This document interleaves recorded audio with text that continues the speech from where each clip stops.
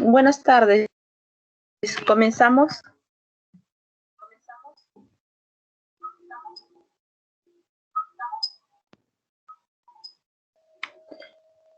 ¿Me pueden escuchar ahí? Creo que había réplica. Les decía, buenas tardes. Comenzamos de una vez entonces, mientras que van llegando los demás compañeros. La clase pasada nos habíamos quedado en lo que es el tema de fiscalización. Vimos las etapas hablamos sobre el procedimiento de fiscalización definitiva en integral, cómo comenzaba, cómo culminaba, cuánto era el plazo, cuánto es el plazo que puede durar. Decíamos también que esto puede ser prorrogable un año más. Estuvimos hablando de la documentación que nos pueden requerir y la que no nos pueden requerir. Ahora vamos a hablar un poquito, que no nos alcanzó el tiempo la clase pasada, de hablar de la fiscalización parcial. Nos quedamos por acá, la clase pasada nos quedamos en lo que es el tema de suspensión de plazos. Pasaremos rápido para poder abordar más temas y poder irnos ya a reclamo, a apelación, y ya la próxima clase poder hacer cobranza efectiva.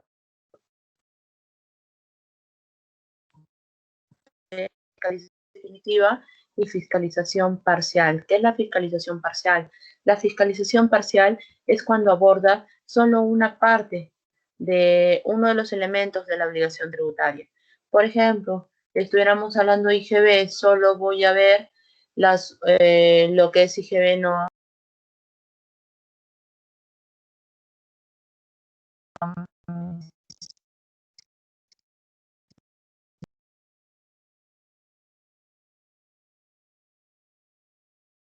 ver el aspecto, todo el aspecto. Para la fiscalización parcial tiene que haber una comunicación. En la comunicación me tendría que decir que es fiscalización parcial. El plazo es de 6 meses. No puede ser prorrogable de 6 meses, pero se puede modificar. ¿Qué quiere decir cuando se puede modificar? Lo que quiere decir es que en este caso lo que va a haber es que la parcial se puede ampliar a una fiscalización definitiva. Cuando ampliáramos, por ejemplo, tributos, elementos, ¿no? Lo que decía la ampliación.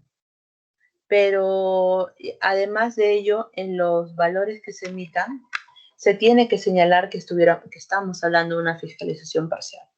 Cuando no se señala eso, entenderíamos que estamos hablando de una fiscalización definitiva. Ahora, este procedimiento de fiscalización no interrumpe el cómputo de plazo de prescripción que vimos. ¿Se acuerdan? ¿Qué es lo que prescribía?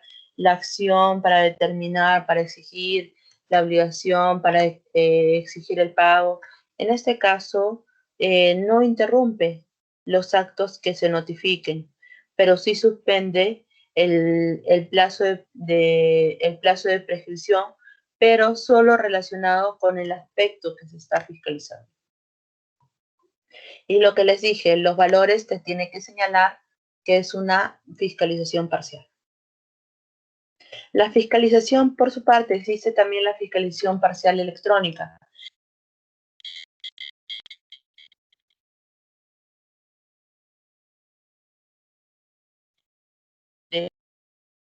Los comprobantes de pago electrónico. En este caso, el tiempo es de 30 días.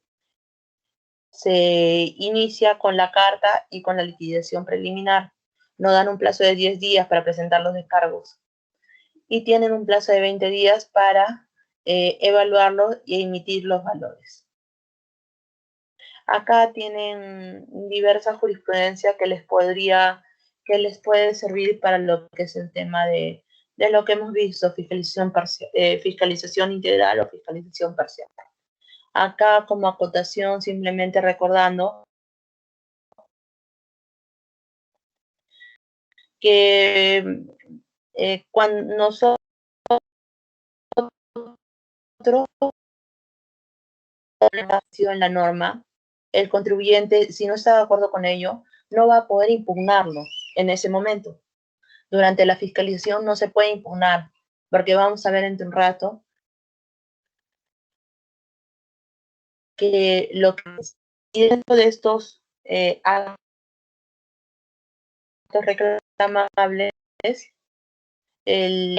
un acto reclamable. Al no ser considerado un acto reclamable, no se podrá presentar un recurso de reclamación. Lo único que se podrá hacer es una queja. Debemos recordar que durante un tiempo no se podía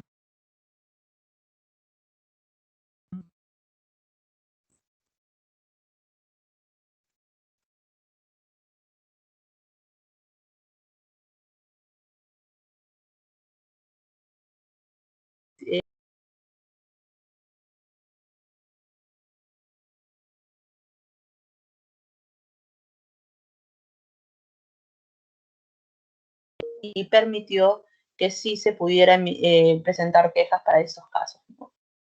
Entonces, al día de hoy seguimos como antes, en los cuales, en el supuesto en el cual si tuviéramos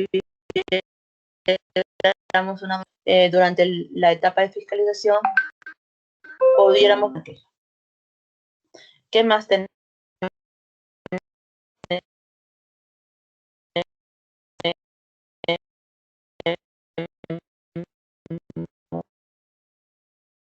Que todo y ese funcionario es la encargada de llevar a si se pica, si se reemplaza el funcionario, porque en sí la autoridad administrativa es una sola. Pueden cambiar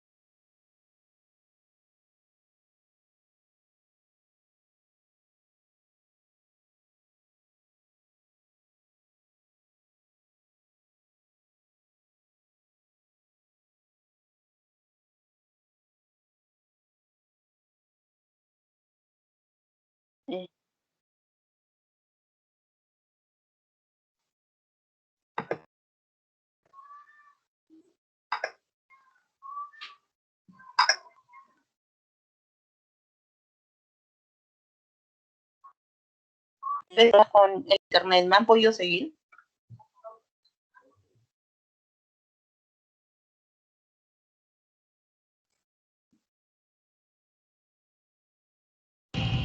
No hay audio.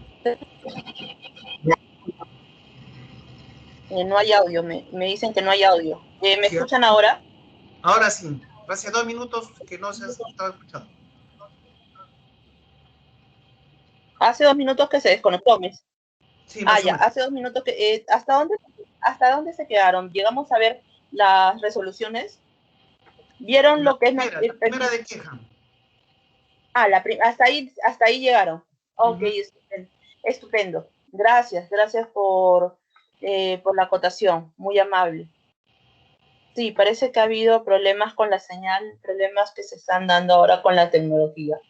Gracias por la intervención. Entonces, sí, nos habíamos quedado con el tema de que antes se podía, salió una RTF de observancia obligatoria que dijo durante muchos años,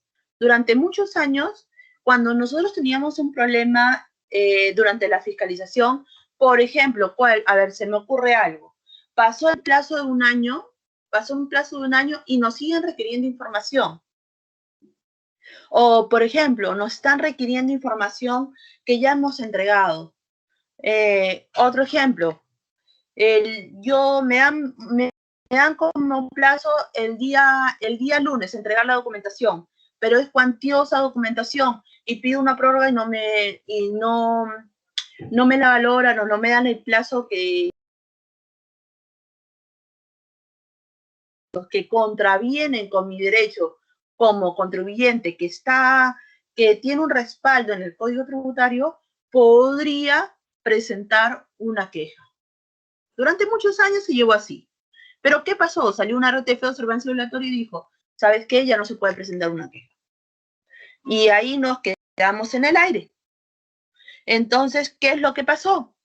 Ahí lo que pasó es que se tuvo que modificar el Código Tributario.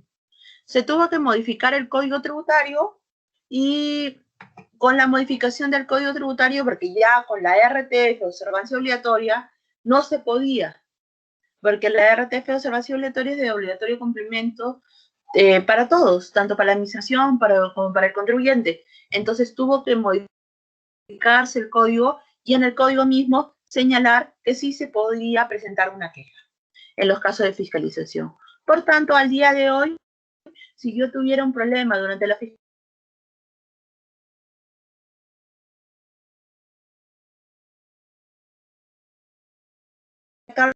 porque vamos a ver dentro de un rato que es un acto no reclamable. Y acá tienen diferentes RTFs que les pueden servir y otros pronunciamientos por el tema del domicilio procesal, que no se puede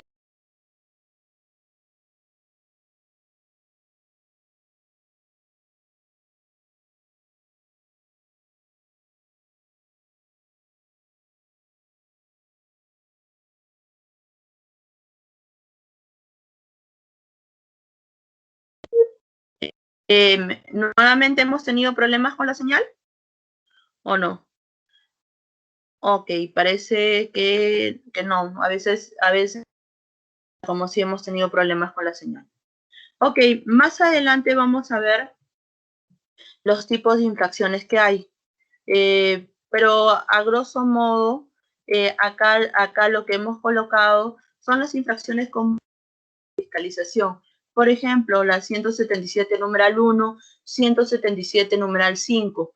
Cuando es 177 numeral 1, cuando me exigen la documentación, presentar la documentación, presentar mis libros, mis comprobantes de pago el día tal, y no lo presento. Cuando me requieren, yo solo tengo que entregar o lo mucho sacar una copia, sería 177 numeral 1. Cuando 177 numeral 5, cuando me piden que proporcione información, que me dicen, ¿sabes qué? Hazme el análisis de la depreciación, hazme el análisis de la cuenta 6, de la cuenta 7, la cuenta 6 de gastos, la cuenta 7 de ingresos. Entonces me piden elaborar algo. Ahí lo que vendría a ser es una infracción del numeral 5. Pero eso lo vamos a ver con mayor profundidad cuando veamos el tema de infracciones. Ahora sí, que vamos a entrar a lo que es procedimiento contencioso.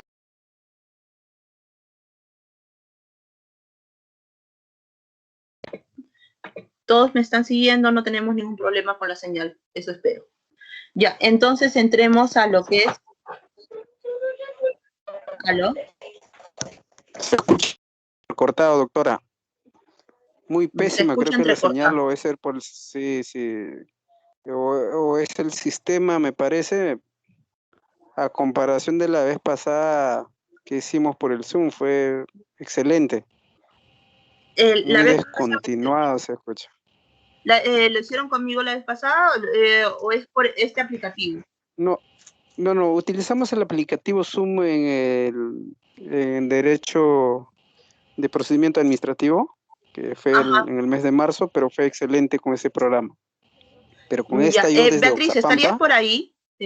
yo desde Sí. Oxapampa, ¿verdad? Con esto no, con el team es la primera vez que me estoy conectando, pero se me hace muy, muy dificultoso de entenderle lo que usted menciona toda vez que se escucha entre recortada.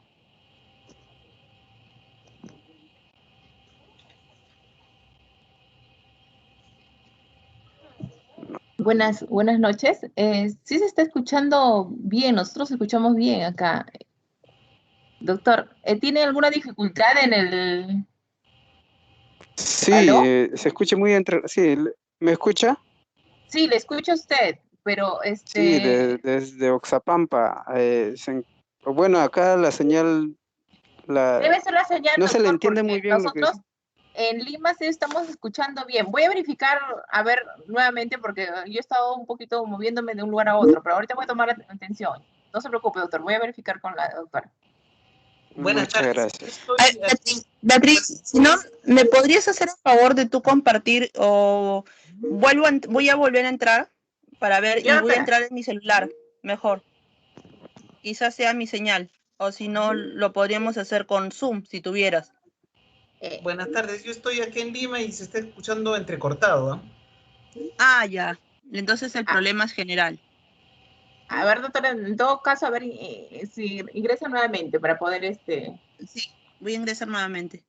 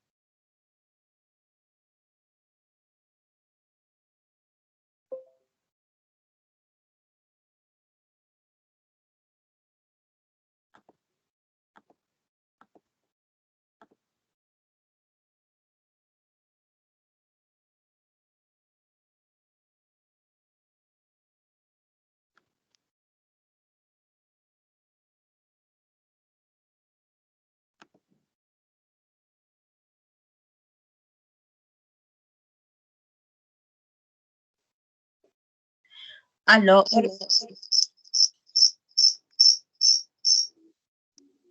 Buenas noches, doctora. Sí le estoy escuchando, doctora. Ya, creo que era el inicio de la conexión. A ver, doctora, iniciemos. Yo le aviso si es que se recorta, si hay un problema. Ya, estupendo. Ya, nos habíamos quedado por el tema de la fiscalización, habíamos estado hablando del de algunos pronunciamientos. Habíamos hablado de las infracciones del numeral 1 del 177 y numeral 1 del numeral 5 del 177. Habíamos dicho que la del numeral 1 es cuando me requieren los libros, me requieren comprobantes de pago, pero yo no los presento. Me dicen, ¿sabes qué? Te estoy fiscalizando renta, necesito tu libro diario, tu registro de compras, tu registro de ventas el día lunes a las 9 de la mañana. Y yo no lo entrego. Eso sería numeral 1. Numeral 5, cuando me piden una documentación que yo tengo que realizar. Análisis de la cuenta 6, análisis de la cuenta 7, lo que es el análisis de mi depreciación, etc. Algo que yo tengo que elaborar, en ese caso sería numeral 5 del artículo 177. Eso no se preocupen, que lo vamos a ver con profundidad más adelante en la clase de infracciones. Vamos a entrar ahora a lo de procedimiento contencioso tributario. Por ahí alguien tiene alguna intervención por ahí. Veo alguna interferencia. ¿Todos estamos bien? ¿No hay ninguna pregunta por ahí? Sí, doctora, a lo menos ahora sí está excelente el audio. ¿Ya? Ya, estupendo. Entonces vamos a seguir avanzando. Como ustedes saben, el tiempo no es mucho, pero lo que estamos tratando de ir por los puntos más importantes. Ustedes ya tienen los materiales, entonces si tuvieran alguna duda, lo podríamos ver. Si no, lo vemos en la misma sesión, lo podríamos ver al final de la parte de código. ¿Por ahí alguna manito? Sí. Sí, coméntenme quién. Hola, buenas noches. Sí, sí. Yo tengo una consulta. En el supuesto en el que se inicie un procedimiento de fiscalización parcial, digamos, al IGB por un tema de débito fiscal, y se me emitan una solución de determinación y multa, y de manera posterior se me inicia un procedimiento de fiscalización por el mismo tributo y periodos, pero entendiéndose por los otros aspectos del mismo tributo, ¿me podrían determinar lo que se determinó en la fiscalización parcial? No, tú dices que tú tienes una parcial que se cerró y tienes una RD, ¿correcto? Sí, exacto. Entonces en la parcial ya estaría cerrado. Te pueden fiscalizar otras cosas, sí, pero lo que ya está determinado no se podría volver a determinar. Y más aún, si estuviéramos hablando de una nueva fiscalización, en la nueva fiscalización te van a señalar, si estamos hablando de una nueva fiscalización parcial, te van a señalar cuáles son los aspectos. Esos aspectos podría ser, por ejemplo, la prorrata, podría ser el tema, si te fiscalizaron uno por el tema del débito, ahora te van a fiscalizar por operaciones con no domiciliado. O sea, no podrían volver a fiscalizarte por el mismo aspecto. Y como claro, van a fiscalizarte por otro aspecto, no podrían emitirte un valor por el aspecto que ya ha sido fiscalizado. Y digamos que, por ejemplo, en esta nueva fiscalización, debido a que la estructura del IGB es una estructura de arrastre, para verificar, digamos, el correcto arrastre del crédito fiscal, podrían, en todo caso, desconocer lo que se determinó anteriormente solamente para efectos del arrastre del crédito fiscal. Para efectos del arrastre del crédito fiscal, ahí estaríamos un poco con la figura que habíamos visto la clase pasada de esta casación, ¿te acuerdas?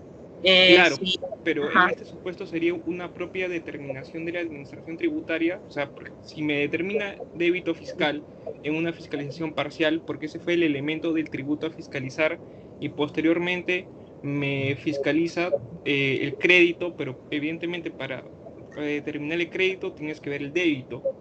¿Podría desconocer su propio acto administrativo anterior?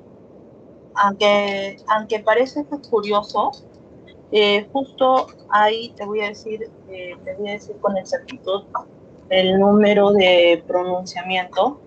Hay un caso parecido como el que tú me estás comentando, ya en sede judicial, que ahorita está siendo analizado por la Corte Suprema, pero no exactamente el IGB por un tema de ITAM. En el ITAM tú sabes que repercute mucho por el tema del impuesto a la renta, porque cuando tú haces la declaración hay una parte que tú vas a utilizar este crédito del ITAM. En este caso, hubo una fiscalización por un periodo y se tuvo un valor, pero luego se dan cuenta que hubo un mal arrastre.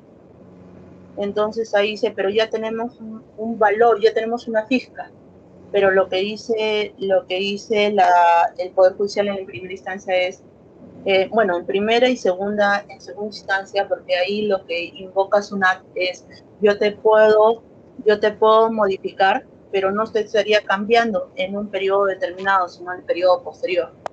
Ahí lo que se han ido es desconociendo la anterior casación.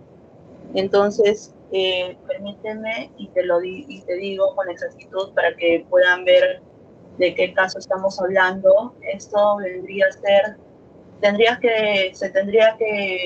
les podría enviar, porque está en la página del Poder Judicial, es el expediente 11929 del año 2018. Esto ahorita está siendo visto en la Corte Suprema y la posición del juzgado en segunda instancia es que no se podría modificar. Esa sería la posición. Pero todavía no hay un pronunciamiento ya definitivo en la Corte Suprema. Justo a raíz de ese caso es que se analizaba también en base a la casación que habíamos comentado. La posición de la administración era, oye, pero yo no estoy modificando este periodo, en este caso vendría a ser lo mismo, yo no estoy modificando, yo lo que estoy haciendo es un aspecto que no ha sido fiscalizado.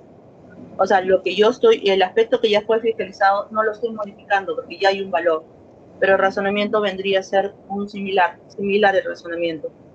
En el caso que te comento, la posición del Poder Judicial es decir que no podría darse. Y justo ellos, en la misma sentencia, vas a ver cuando mires esa sentencia del Poder Judicial de segunda instancia, lo único que tendrías que hacer es buscarla con la 11929 del 2018. Si tú quieres, les puedo pasar, porque está en la página del Poder Judicial, para público en general se lo puedo pasar con Beatriz, porque acá he intentado ponerlo mediante el chat y no me permite. Pero si no, entras a Google, pones consulta de expedientes judiciales y ahí pones este número de expediente. Ese número de expediente, entiendo, es el de corte superior. De corte superior, exacto. Okay. Tú sabes que lo puedes buscar, eso lo busca en la página del SEC.pj. Sí. Ajá, en el SEC pones Lima, instancia juzgado, especialidad contencioso administrativo, y ahorita, y con ese número de expediente, puedes inclusive verlo en la página de la Corte Suprema, que todavía no tiene pronunciamiento todavía falta la calificación. Ahorita lo único que tenemos pronunciamiento de segunda instancia, y cuando descargues esta sentencia de segunda instancia, justo vas a ver que la sala dice, nos apartamos de esta casación, que es la que le comenté en la clase pasada, que es la que te dice que yo puedo modificar periodos prescritos siempre y cuando vaya a repercutir en un periodo no prescrito, y siempre y cuando no esté determinando por este periodo, es decir, no emite un valor, o yo solo haya sido una modificación del arrastre, pero que vaya solo a repercutir en el periodo prescrito. Y en esa sentencia, el Poder Judicial en una línea te dice, nos apartamos del criterio de la casación. ¿Y por qué se pueden apartar del criterio de la casación? Sí, porque no es vinculante. Por más que nosotros podemos decir, nosotros tomamos la ratio decidendi de la sentencia del Poder Judicial, pero no ser vinculante no los obliga, simplemente es, si tomas el mismo criterio, estupendo. Por eso, a tu respuesta, se podría hacer, sí, basándome en la casación, pero siempre y cuando no modificara lo que es el crédito. No obstante ello, Ya ahorita todavía no hay un pronunciamiento definitivo, porque hay un caso parecido que todavía está siendo judicializado y que lo vamos a ver de acá cuando ya se resuelva la casación, que será un año. Tengo una duda adicional, y en ese caso no sería factible que la administración tributaria revoque su acto, porque lo puede hacer luego de notificado, si es que hubiese motivos. Que revoque su acto. Ajá. O sea, que revoque, pero tú me dices la revocación que te hace referencia a la Ley de Procedimiento Administrativo General. No, pero la del artículo 108 del Código Tributario puede ser, o 109. Ya, pero en este caso, para revocar su acto, es que también tendríamos que tener en cuenta la posición de la administración, es que ya habría que podría modificarlo. Entonces, por eso es que se está siguiendo hasta Claro. Ajá. Claro, ok. Muchas gracias. Sí, pero de todas maneras les voy a pasar con Beatriz, pero mientras que les paso todo ello y ella les entrega estas sentencias, las podrías ver con este número de sentencia que te comenté. Que las vuelvo a repetir, que es la 11929 del 2018. Ok, ¿tienen alguna otra pregunta? O si no, seguimos avanzando. Si tuvieran alguna otra, ya está en mi correo, cualquier cosa me escriben por ahí, ya que por tema del tiempo no podemos desarrollar tanto. Ok, continuemos. Ya, procedimiento contencioso tributario. El procedimiento contencioso tributario que comprende procedimiento de representación administrativa, contencioso, porque hay una contienda, y tributario, porque la materia es tributaria. El procedimiento contencioso tributario comprende dos etapas: reclamación y apelación. En este caso tenemos una primera etapa, la primera etapa es la parte de reclamo, la segunda etapa es la parte de apelación, por un tema de principio de pluralidad de instancias, que se ve tanto en sede administrativa como en sede judicial. Acá nosotros iniciamos con un acto reclamable. Es por eso que yo les decía la importancia de un acto reclamable y por qué no se podría interponer un reclamo cuando estuviéramos dentro de una fiscalización, porque no es un acto reclamable. Vamos a ver un poquito más adelante cuáles serían esos actos reclamables. Acá el Código Tributario nos dice, estos son los actos que se puede reclamar. Lo que no está acá no podría ser reclamado. ¿Qué más? Una vez que ya tenemos este acto reclamable, se presenta el reclamo y se emitirá una resolución administrativa, una resolución de intendencia, una resolución de oficina zonal. Esa resolución podrá ser apelable. El reclamo lo va a evaluar el órgano de primera instancia, que vendría a ser el que emite este acto administrativo, que vendría a ser tanto la administración o las municipalidades, según sea el caso, ¿no? Y este acto administrativo, una vez que yo lo reclamo, vamos a tener como respuesta una resolución de intendencia o una resolución de oficina zonal para el caso de SUNAT. Este acto podría ser apelable y quien lo va a evaluar, quien va a desarrollar esto, va a ser el Tribunal Fiscal. Ambos, el reclamo como la apelación, van a ser entregados ante el órgano de primera instancia. Por ahí como que escucho una interferencia por ahí, estamos todos. ¿Tendrían alguna duda? O si no, para silenciar este audio, porque ¿no? Ahí está. Si tuvieran alguna duda, me levantan la mano. Solo lo he silenciado para que no se escuche con interferencia. Continuemos. Nosotros hablábamos de dos instancias, reclamo y apelación. Acá es muy importante tener en cuenta algo. Todos los argumentos que yo haga en etapa de reclamación van a ser importantes. Si yo pongo un argumento adicional en la apelación que no sea contemplado en la reclamación, si yo reclamo un acto adicional en la apelación, si yo impugno un acto adicional que no ha sido impugnado en el reclamo, esto sería incorrecto. Debemos recordar algo muy importante, el principio de pluralidad de instancias. ¿Qué es el principio de pluralidad de instancias que se rige tanto en sede administrativa como en sede judicial? Es el derecho que tiene todo contribuyente para poder ir en primera instancia, que se me revise, y de no estar de acuerdo, de considerar que el análisis no es correcto, ir a la segunda instancia, a un ente superior. Es en virtud de ello que yo digo que si reclamo los valores A, B y C, o reclamo el valor A, reclamo la parte de, imaginemos que estuviéramos en una RD de impuesto a la renta, que reclamo por el tema de provisión de cobranza dudosa, reclamo por el tema de gastos de directores, reclamo por el tema de causalidad. Pero yo no podría, y esto lo reclamo, luego no sale a mi favor y lo apelo.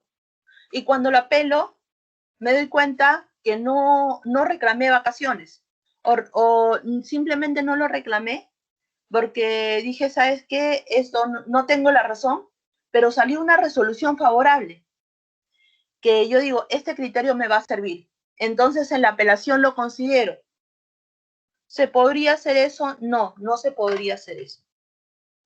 Porque la apelación vendría a ser la segunda instancia. Si yo no lo he considerado en reclamo, no lo podría considerar en apelación. Todo argumento nuevo, todo pronunciamiento nuevo, no lo podría considerarlo en apelación. Tendría que haber pasado primero por reclamo. Igual sucede en sede judicial. Por eso para mí es súper importante la etapa de procedimiento contencioso tributario, porque va a ser la base para guiarme en sede judicial. Si yo no he argumentado un punto, no puedo poner un argumento adicional en sede judicial. Me explico. Ustedes habrán escuchado que ahora últimamente estaba muy sonado el tema de los intereses moratorios por el tema del caso de Telefónica, por ejemplo. O también han escuchado por el tema del caso de Gaza, por el tema de yo hago una declaración, lo hago el tema del precedente vinculante de la casación 4392, que te decía, haces tus pagos a cuenta, lo declaré de forma correcta y luego esto se ha modificado, pasó un año, pasó 2 años después de la declaración jurada anual y se modifican. Y entonces el precedente vinculante dice, en este caso no hay intereses. ¿Por qué digo que es importante esta parte? Independiente de estos pronunciamientos de la casación del caso de Gaza, de la casación del tema de la sentencia de intereses moratorios, de la sentencia del Tribunal Constitucional, la 48.2 y todas las que han salido, ¿no?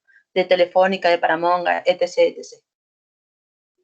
Porque yo no podría, si no lo he considerado en reclamo, no lo he considerado en apelación este argumento, no he invocado este argumento de inaplicación de intereses moratorios, no he invocado este argumento del caso de Gaza, no lo podría invocar en sede judicial. Yo lo tendría que haber considerado en mi reclamo, lo tendría que haber considerado en mi apelación. Porque si no lo he considerado en estos recursos, no podría ser analizado más adelante. Debemos recordar que todos son una serie de etapas. Esta etapa que estamos analizando es la etapa de procedimiento contencioso administrativo, la etapa administrativa. Luego, más adelante, va a ser la etapa de proceso contencioso administrativo. ¿Por qué? Porque es en sede judicial, pero no se desliga uno del otro, porque el otro va a ser el antecedente. Y al ser el antecedente, todos los argumentos vertidos por el contribuyente deberán ser van a servir de base en sede judicial y yo no podría poner nuevos argumentos de los ya planteados. Entonces acá tenemos reclamo, apelación. Los medios probatorios son los siguientes: documento, pericia e inspección. Los documentos, el Código Tributario, las disposiciones, te dice que no es cualquier documento, pero en sí se valora toda la documentación en su conjunto. Acá también es importante, porque nosotros habíamos visto en fiscalización toda aquella documentación que se me requirió, si no la entregué, no podrá ser entregada en etapa de reclamación, en etapa de apelación. Vamos a ver más adelante que la única manera que podría ser entregada es a menos que yo pague o afiance, y siempre y cuando lo haya realizado dentro del plazo establecido. Si yo no presento esa documentación, si yo no presento la documentación en etapa administrativa, no podrá ser presentada en etapa judicial. Si no la presento en etapa de fiscalización, no podrá ser presentada en etapa de reclamación. Si no la presento en etapa de reclamación, no podrá ser presentada en etapa de apelación, y así sucesivamente. Plazo para ofrecer y actuar pruebas. Acá es súper importante algo. ¿Desde cuándo se va a computar el plazo? Nosotros hemos dicho que toda aquella documentación que no se entregó en etapa de fiscalización no podrá ser entregada en etapa de reclamación, en etapa más adelante, en etapa judicial, a menos que yo pruebe que no ha sido una causa imputable a mi persona, o a menos que cumpla con acreditar el pago o afianzarlo. Y acá también podría ser el caso que voy a ofrecer una prueba que no me requirieron. Cosa extraña quizás, porque por lo general te dice de forma general, ¿no? Acredítame la causalidad. No es necesario, ya habíamos visto la clase pasada, que se señale con nombre propio. Pero en fin, en estos casos te establece un plazo de 30 días y 45 días. Porque yo digo que esta parte es importante, más que por el plazo, es por el cómputo del plazo. ¿Por qué por el cómputo del plazo? Porque normalmente nosotros computamos desde el día hábil siguiente, ¿no? ¿Desde cuándo comienzo a computar los 20 días que tengo para reclamar? Me notifican el día de hoy, desde el día hábil siguiente, ¿no? Pero acá hay una particularidad. Te dice, contados a partir de la fecha en que se interpone el recurso de reclamación o apelación. Acá es contados desde el mismo día. Normalmente nuestro razonamiento es computarlo desde el día hábil siguiente, pero en este caso el mismo código te dice, lo cuentas desde el mismo día. Contenido de las resoluciones, ya sabemos, 129, tiene que estar, expresar los fundamentos de hecho y de derecho. Acá hay un principio que se llama congruencia procesal, recordemos. No es solo que yo diga, por ejemplo, en mi reclamo, o puede ser en sede judicial, que yo diga, interpongo o reclamo la resolución de determinación. O en sede judicial que yo diga, demando la RTF. Pero yo tengo que sustentar los argumentos.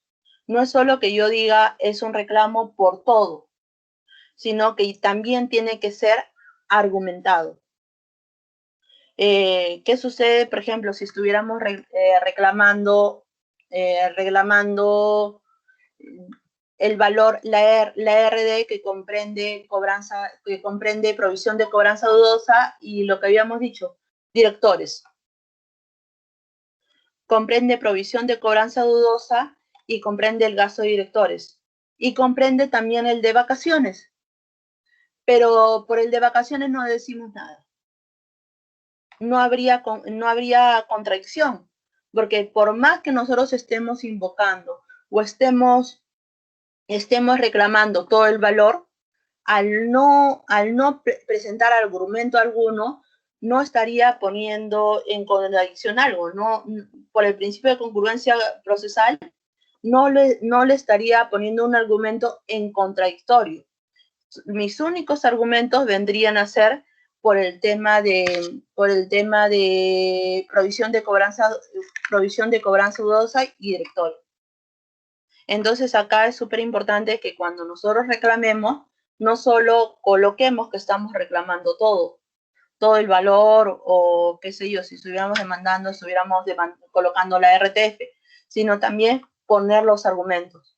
Esto del contenido, el contenido que tiene que ser fundamentado, no es solo desde el punto de vista del ente que va a emitir el acto administrativo, que vendría a ser SUNAT, si es que resuelve, en el caso estuviéramos hablando de un reclamo, o el Tribunal Fiscal si estuviéramos hablando de una RTF, una apelación, sino también se mira desde el punto de vista del contribuyente, que al momento de presentar su escrito de reclamación tendría que poner todos sus argumentos. El desistimiento. ¿Qué vendría a ser el desistimiento? El desistimiento es la figura en la cual el contribuyente decide ya no seguir con el proceso. Decide, ¿sabes qué? Ya no continúo en este caso. Me he dado cuenta que no tengo la razón. Me he dado cuenta que me va a salir mucho más oneroso seguir este proceso. Este desistimiento lo puedo realizar, sí, hasta antes de un pronunciamiento. Una vez que yo realizo el desistimiento, ¿la entidad tiene la obligación de aceptarlo? No, no tiene la obligación de aceptarlo. ¿Usualmente lo acepta? Sí, usualmente lo acepta. El desistimiento no solo se ve en etapa administrativa, sino también se ve en etapa judicial. La particularidad que he podido ver, que en etapa judicial muchas veces la Corte Suprema ya no acepta esos desistimientos. Y entonces en etapa administrativa sí he podido observar que sí te lo acepta, pero siempre y cuando cumplas con ciertos requisitos. ¿Cuáles son esos requisitos? Por ejemplo, tiene que ser con firma legalizada. Y es potestativo lo que habíamos señalado. Actos reclamables. ¿Cuáles son estos actos reclamables? El mismo Código Tributario te hace referencia a los actos reclamables. Vendría a ser los valores: resolución de determinación, resolución de multa, orden de pago. Ya sabemos que es una resolución de determinación, es el valor que se emite para poner fin a una fiscalización, y es el valor que se emite por parte de la administración para determinar la obligación tributaria. La resolución de multa, que es el acto que se emite para imponer una sanción. La orden de pago, que es el valor que se emite en base a lo determinado por el propio contribuyente. Podría ser también en base a lo determinado en base cuando hubiera errores de redacción por el 78 numeral 3. ¿Qué otro acto reclamable podríamos observar? La resolución ficta sobre recurso no contencioso. ¿Qué es una resolución ficta? ¿Qué es ficta? Que no existe. Una resolución que no existe sobre recurso no contencioso. ¿Qué es un recurso no contencioso? Que no existe contienda, como su nombre nos dice. Una resolución ficta, recurso no contencioso. ¿Cuándo se da? Cuando tengo un recurso no contencioso, que vendría a ser una solicitud no contenciosa. ¿Cuál sería una solicitud no contenciosa? Que no hubiera contienda. Por ejemplo, la compensación. La compensación, ¿hay una contienda cuando yo la presento? No. No existe un conflicto al momento de presentarlo. Entonces vendría a ser una solicitud no contenciosa. ¿Qué vendría a ser la resolución ficta? Cuando ya pasó el plazo, los 45 días que tiene la administración para responderme, en este caso, si no me responden, yo lo consideraré por denegado. Ahí sería una resolución ficta, porque yo considero que esta solicitud no contenciosa ha sido negada. Y ahí, al considerar que ha sido negada, para poder reclamar sería una resolución ficta sobre recurso no contencioso. Resolución de comiso, internamiento temporal de vehículos y restablecimiento vendrían a ser sanciones. Es más, resoluciones que resuelvan las solicitudes de devolución también es un acto reclamable. Resoluciones que determinan la pérdida tributaria, la pérdida del fraccionamiento de carácter general o particular, el fraccionamiento 36. Y actos que tengan relación directa con la determinación de la deuda tributaria, alta y baja de tributos, por ejemplo. Y acá tenemos el tipo de acto, el reclamo, si lo puedo hacer con pago, si lo puedo hacer sin pago, y qué sucede cuando ya pasó el plazo establecido en la norma.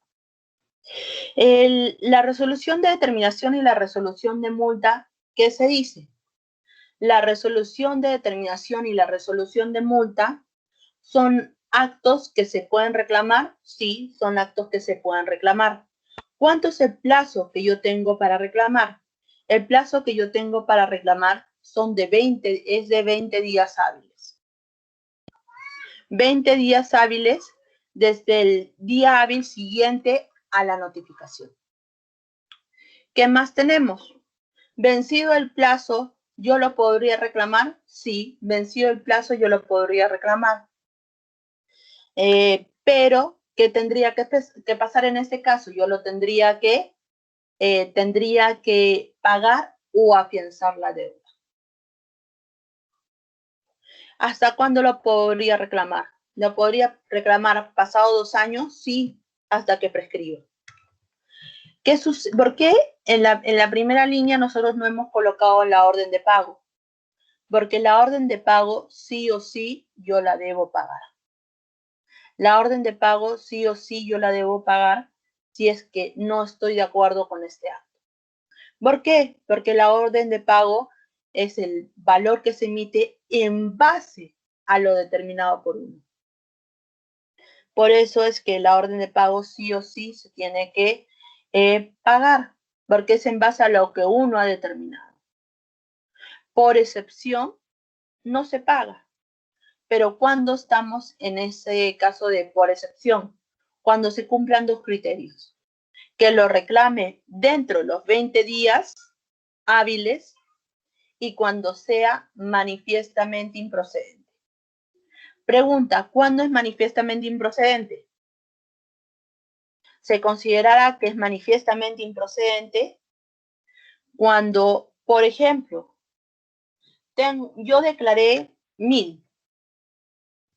Yo presenté mi 621, mi formulario 621 y declaré 1000 de IGB. Pero realmente no era 1000 de IGB, era 100, me equivoqué por un 0 de más. Pero ya me he emitido mi orden de pago por 1000. ¿Qué haría ahí? Presento mi declaración rectificatoria. Correcto. Presento mi declaración rectificatoria porque es evidente que yo no debo 1000, que yo solo debo 100 y yo pagué esos 100. Entonces, no deberían estar cobrándome. Presento mi declaración rectificatoria y al presentar una declaración rectificatoria determinando un menor impuesto, ¿qué sucede ahí? Lo vimos en la clase pasada. Tendría que transcurrir el plazo que nos establece el artículo 88 del Código Tributario para que surta efecto esta declaración rectificatoria.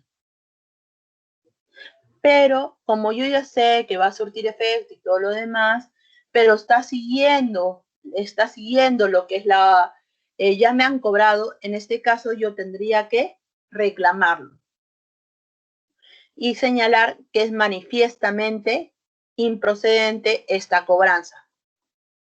Acá en la práctica lo que se da es que me emiten la orden de pago y va a pasar un tiempo y voy a caer en cobranza coactiva.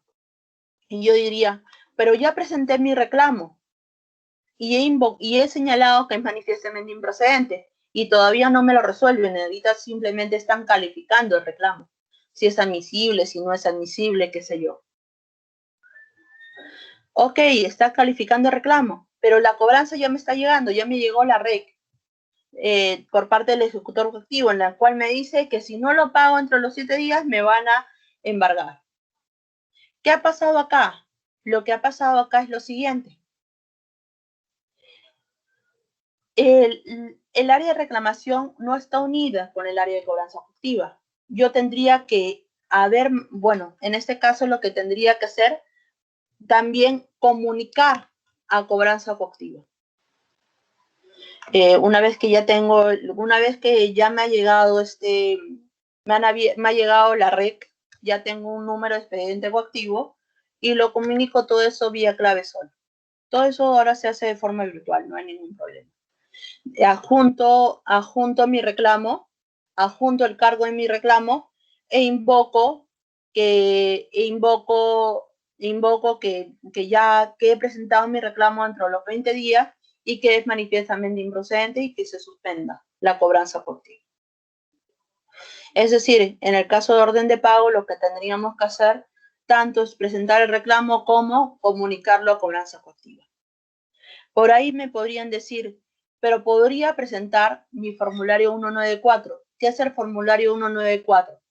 El formulario 194 es un formulario especial que también sirve en la práctica como un reclamo, pero solo se da en casos particulares. ¿Se puede dar en caso de una rectificatoria donde termine una menor obligación? Sí, pero la particularidad es que ya tendría que haber surtido efecto la declaración rectificatoria. En este caso que les puse como ejemplo, nos llegó la orden de pago y teníamos 20 días. Yo recién ahí me di cuenta. Presento mi rectificatoria y el plazo para que surte efecto no va a ser 20 días, es mucho mayor según el 88. Por eso es que en ese caso particular yo no podía presentar un formulario 194. Tenía que presentar e irme por el reclamo. Pero existen otros supuestos en los cuales sí voy a poder presentar el formulario 194. Me equivoqué en el periodo cuando pagué, hice ya mi corrección y no me lo ha considerado el sistema de la administración. ¿Podría presentar un 194? Sí, podría hacerlo. Pero, ¿qué otros casos son los considerados manifiestamente improcedentes en los cuales yo digo, tengo una orden de pago y quiero impugnarla y no pagar nada? Quiero impugnarla y no pagar nada porque yo sé que al final me van a dar la razón, porque hubo un error, porque qué sé yo. En los casos de declaración rectificatoria, como hemos visto, en los casos que ya hubiera prescrito, en los casos de nulidades, que el valor ha sido declarado nulo, en los casos de fraccionamiento, que lo acogió un fraccionamiento la deuda y me lo siguen cobrando, en los casos que ya hubiera pagado. Pero acá lo importante es esto. No es solo cumplir con estos requisitos, sino que tiene que presentarse dentro de los 20 días. Esa es la importancia. ¿Qué más?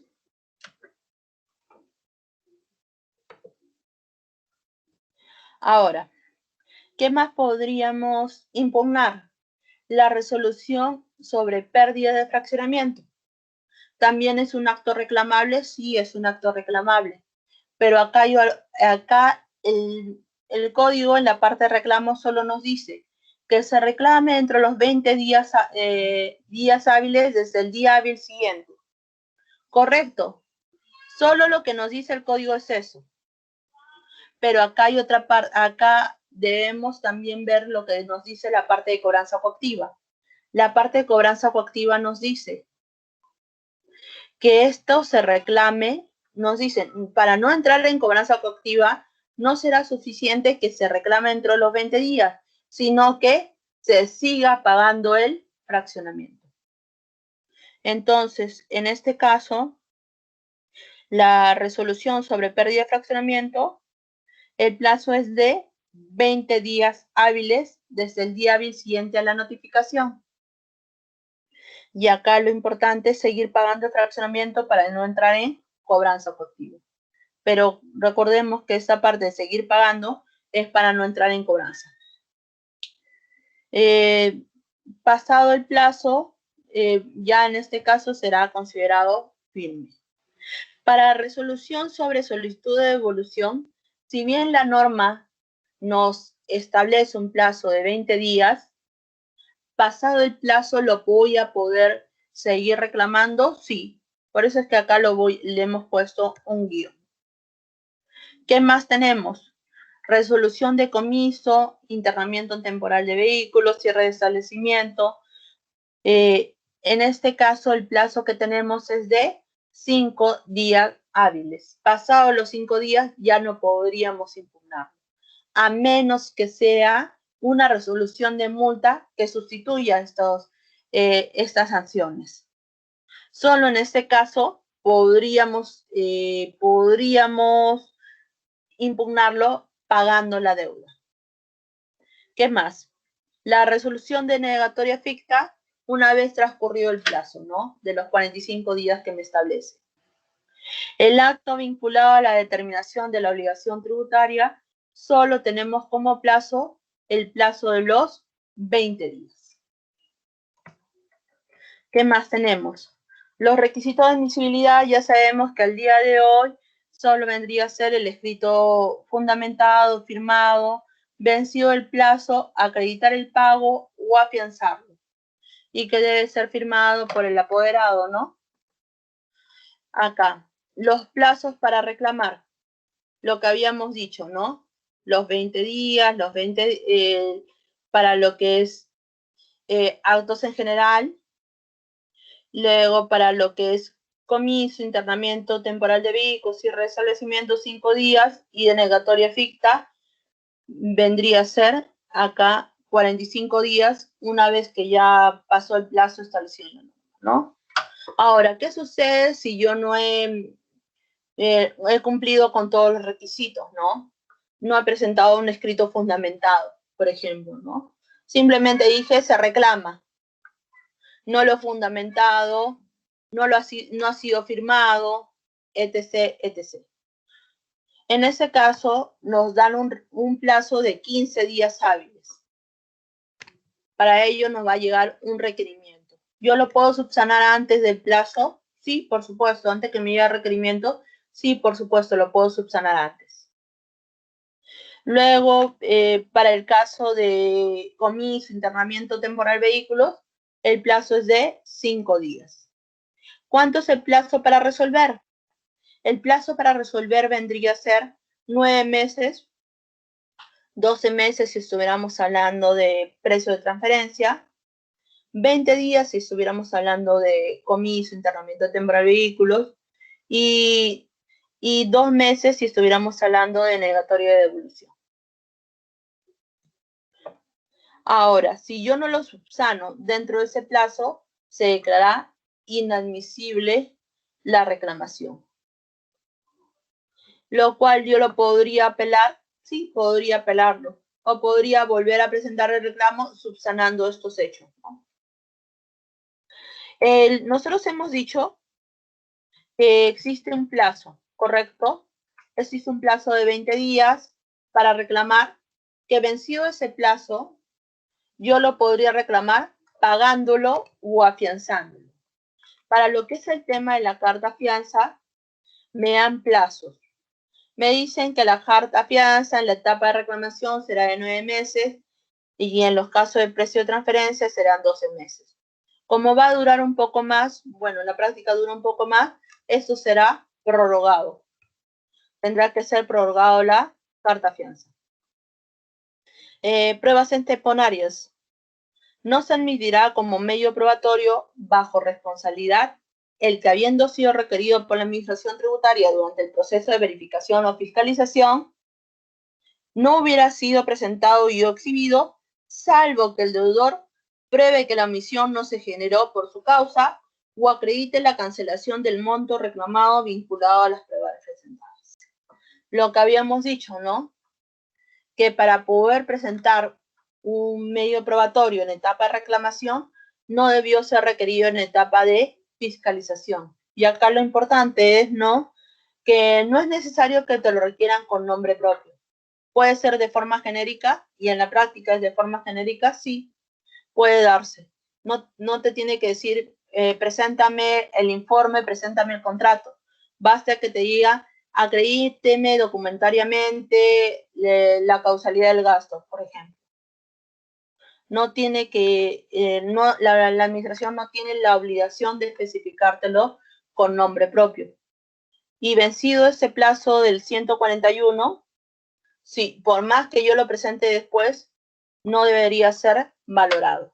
Y eso no solo está por norma, sino también hay pronunciamientos en casación.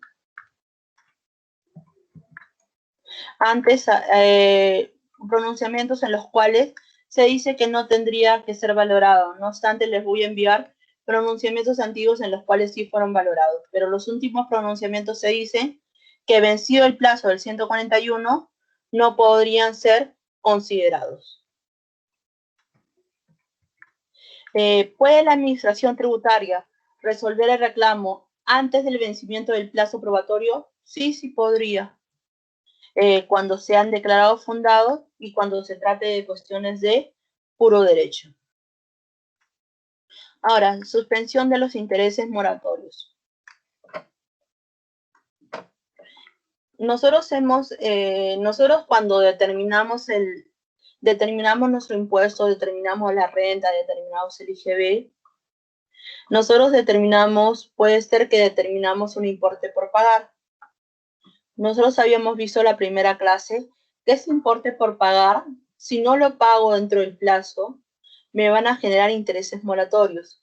Artículo 33, que te dice, ¿desde cuándo se generan intereses moratorios?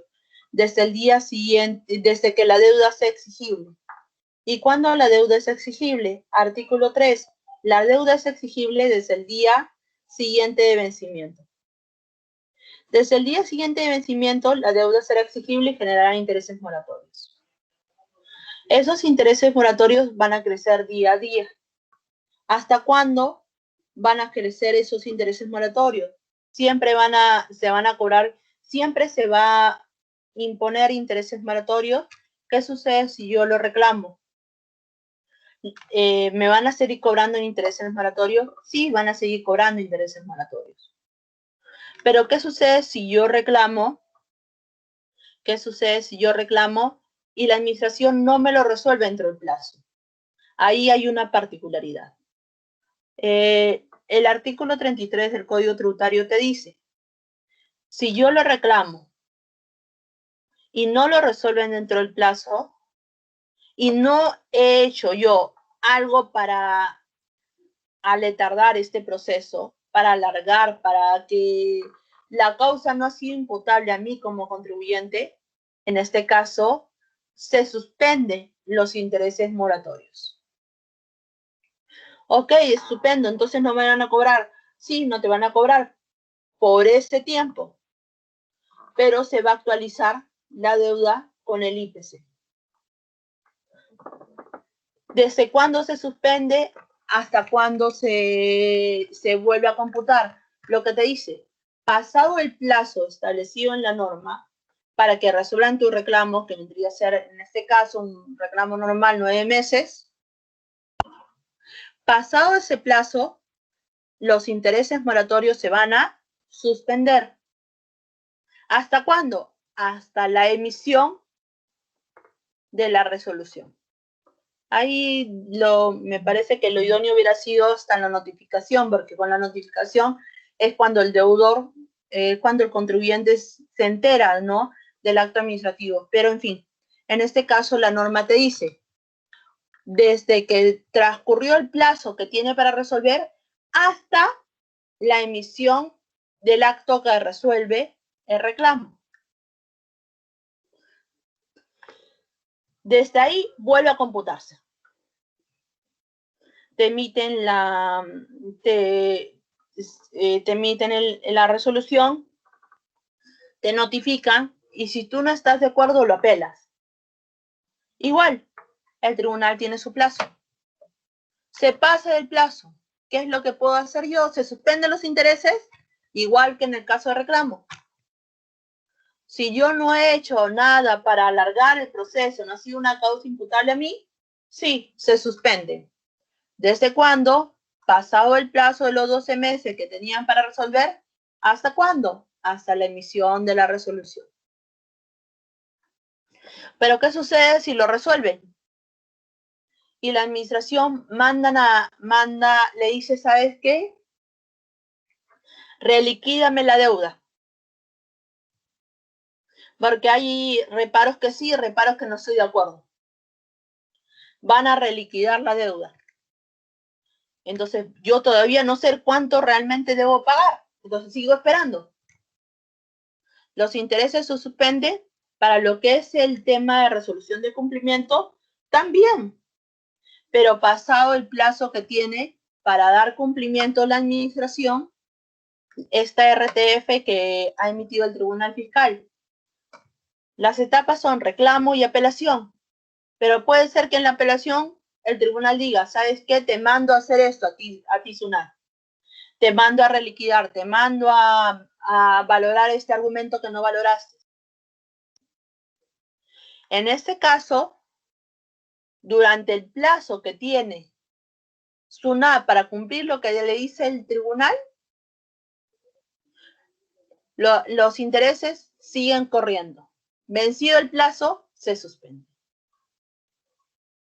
Entonces, decíamos, la deuda va a generar intereses moratorios aunque se reclame, aunque se apele, sí, pero los intereses se van a suspender vencido el plazo que tiene cada acto, cada proceso, ¿no?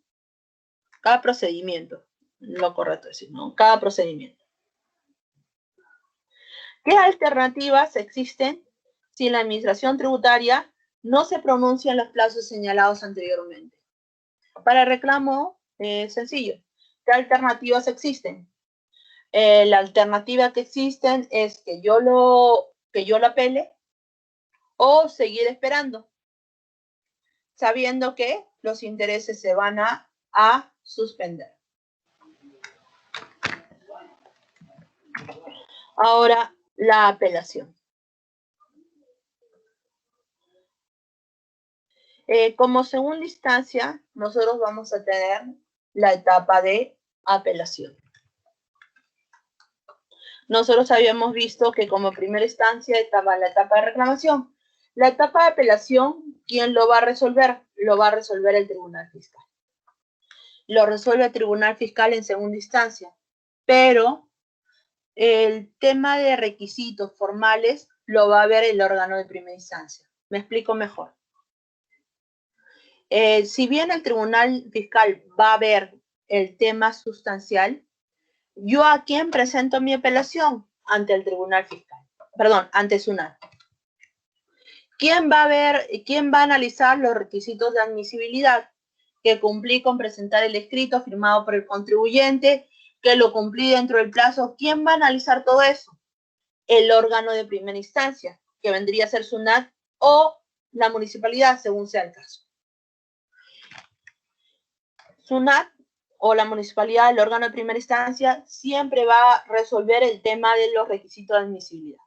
Si no estamos de acuerdo, ya luego de que sido declarado inadmisible por apelación, ya iría, ¿no?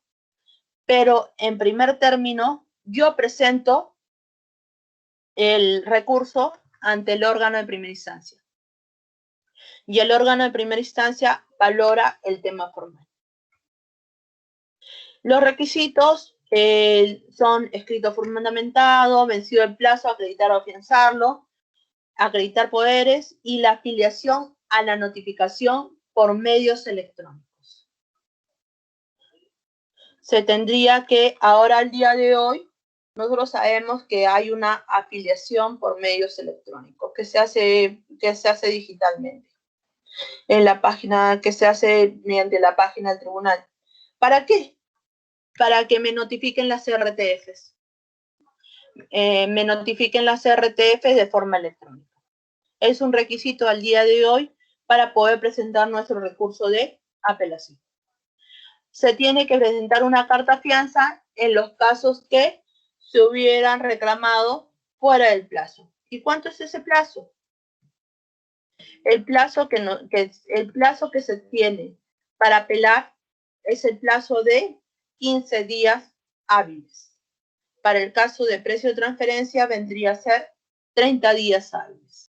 Pasado el plazo, ya sabemos, será declarado inadmisible.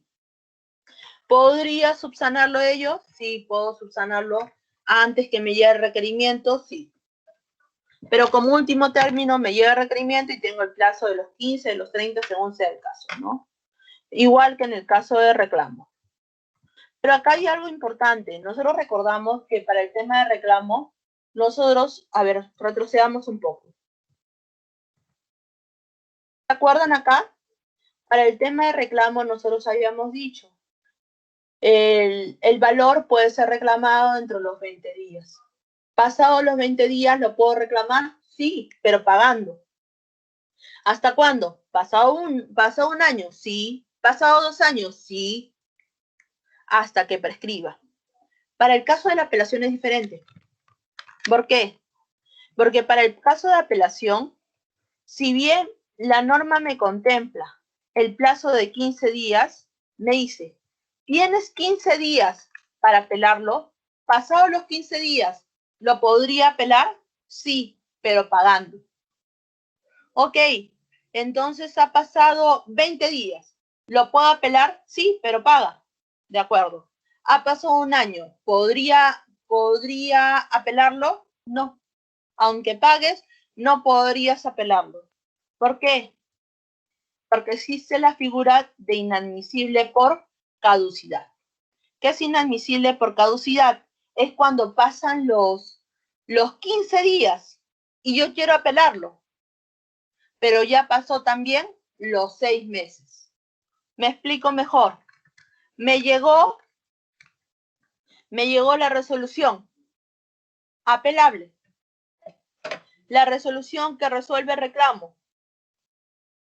Me llegó la resolución que resuelve el reclamo.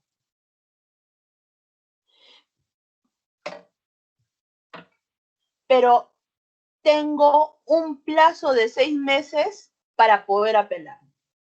Pasado el plazo de 6 meses, ya será considerado inadmisible por caducidad.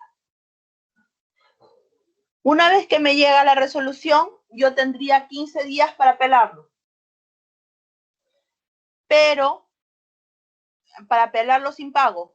Pero, pasados los 15 días, ¿lo puedo apelar con pago? Sí, pero hasta los 6 meses, contados desde que me llegó la resolución. Entonces nosotros decimos, en el caso de reclamo, puede pasar 1 o 2 años. En el caso de la apelación, solo el plazo de 6 meses. Pero señorita, ¿qué pasa si yo lo pagué? Pasó un año y lo pagué. Bueno, si pasó un año y lo pagaste, la apelación será considerada inadmisible por caducidad. ¿Me podrán devolver ese pago? No, no podrán devolver. Aspectos inimpugnables, lo que habíamos dicho. Aspectos que no impugnó la recurrente a reclamar no podrán ser apelados. Lo que también se dice como que no causó estado, ¿no? Esto, si yo no lo he reclamado, no lo podría apelar. Si yo no lo he apelado, no podría en etapa judicial y se dice que no ha causado estado. Estos son los plazos.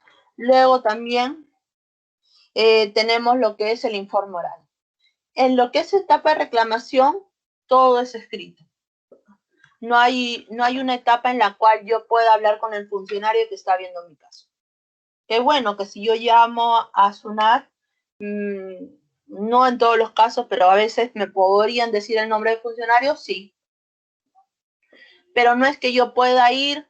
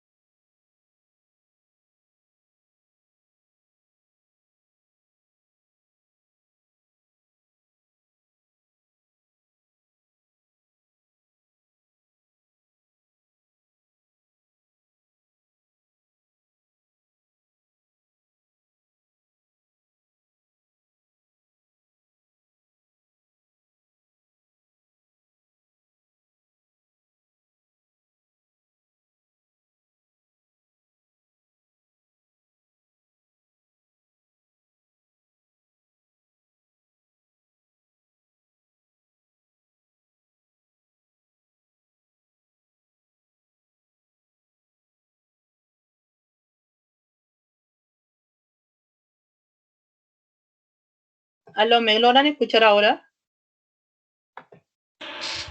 Sí, ya se puede escuchar. ¿En qué parte nos quedamos?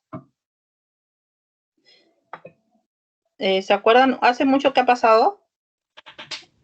¿Un minuto puede ser? Ah, ok, estupendo. 2 minutos. Ya. Apelación, la apelación informal, ¿nos quedamos en esa parte? ¿Llegamos Sí. a ver eso?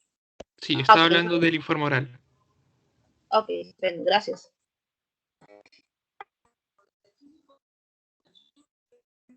Ya, entonces nos quedamos en la parte informal.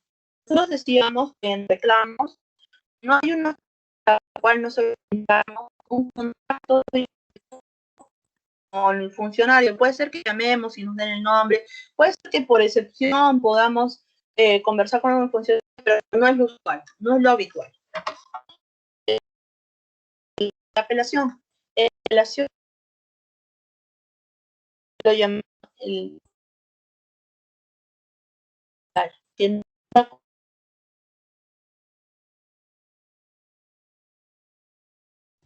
ante el contribuyente y va... No se le escuchó los últimos 15 segundos, se está escuchando entrecortado.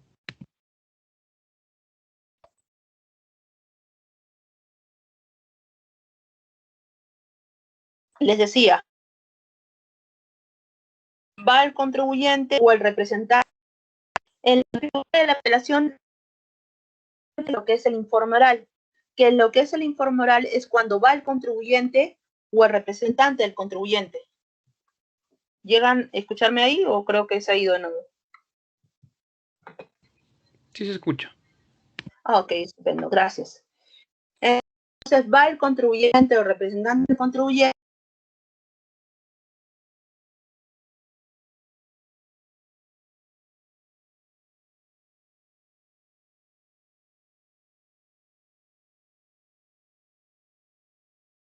No se escucha.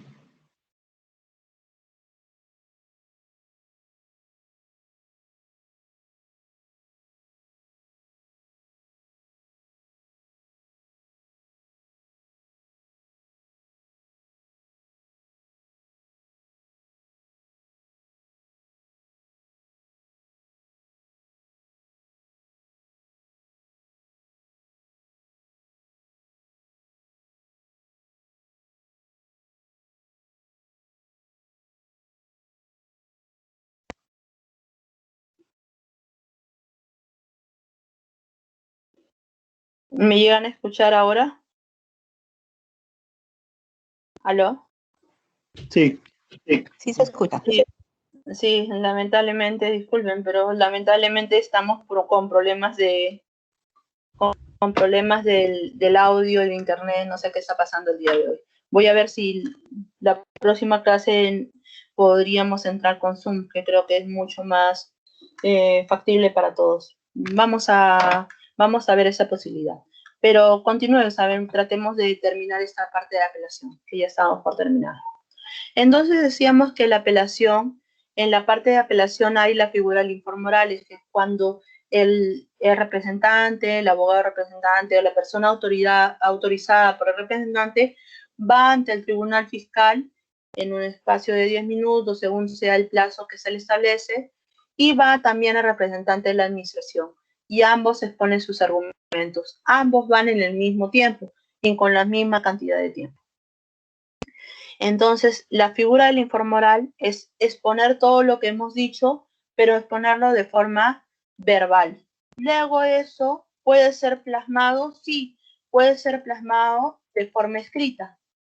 Y eso se va a hacer plasmado de forma escrita mediante los alegatos, que no es obligatorio, claro está. El pedido de informe oral se hace al momento de presentar la apelación. En el momento se pide que exista, que se programa un informe oral y ya el tribunal se encargará de ver cuándo lo programa. Existen casos en los cuales no se va, por más que se solicite, no se va a programar informe oral. Por ejemplo, cuando existe una apelación de puro derecho, que realmente no es una apelación de puro derecho. Pero pregunta, ¿qué es una apelación de puro derecho? una apelación de puro derecho, como su nombre lo dice, solo se está interpretando un tema normativo, más no a valoración de medios probatorios. Por ejemplo, se me ocurre, la ley de impuesto a la renta me habla de entidades exoneradas del impuesto a la renta. Yo digo que las cooperativas son entidades exoneradas del impuesto a la renta. La administración me dice que no.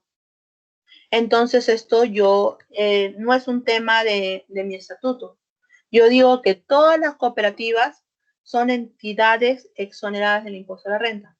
¿Qué se tendría que analizar ahí? La ley de impuesto a la renta, el artículo 19, el artículo 18, para ver si está dentro de las exoneraciones. Y se tendría que analizar la norma de las cooperativas. Entonces, en este caso, sería un tema normativo, más no sería un tema de medios probatorios, como si ocurre, por ejemplo, en el caso de una fiscalización que se está analizando un reparo por causalidad o residencia. Se tiene que valorar los medios probatorios que se presentó. Ahí no sería un tema de apelación de puro derecho. Apelación de puro derecho, no hay ese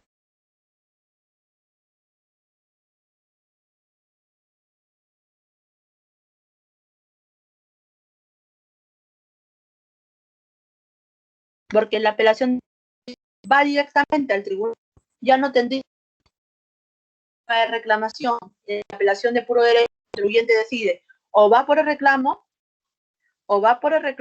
y luego por la apelación, o va de frente a la apelación como apelación de puro derecho. Otro sería en los casos de la queja, en los casos de solicitud de corrección o ampliación de datos. Esos serían unos supuestos en los cuales no hay la figura del informoral, por más que yo lo he solicitado.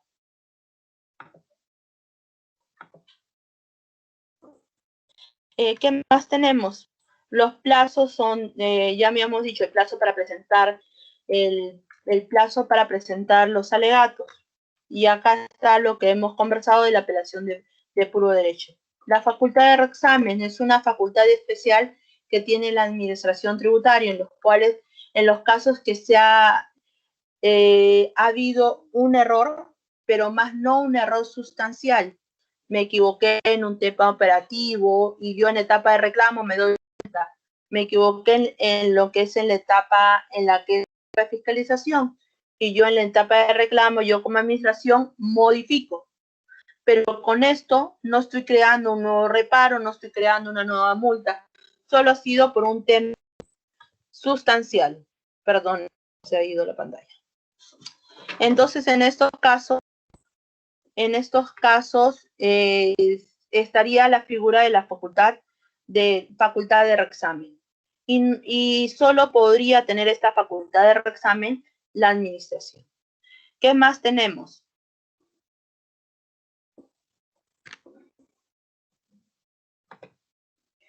El plazo que tiene son 20 días para los datos y 30 días para los medios probatorios.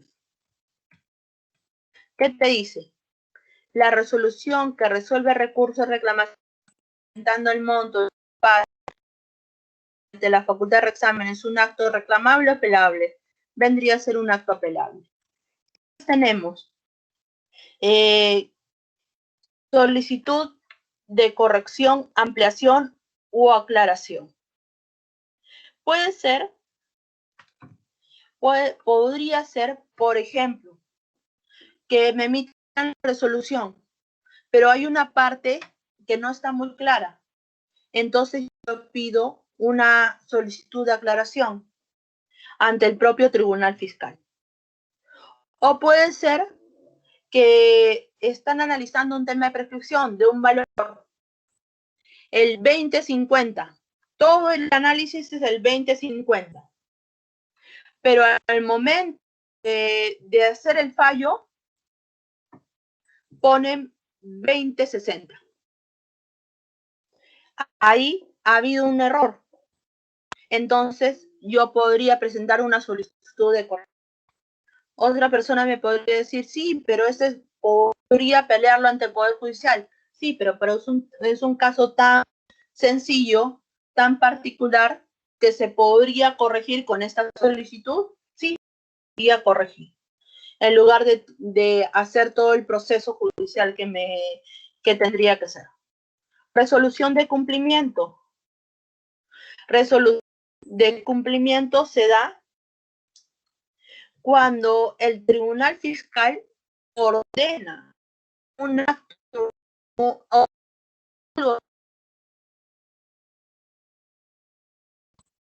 resolución de cumplimiento. No sabemos la resolución de instancia, pero la administración le podría ordenar, ¿sabes qué? Tu SUNAT arregla esto, hace esta reliquidación, valora este argumento que no valoraste, etc., etc.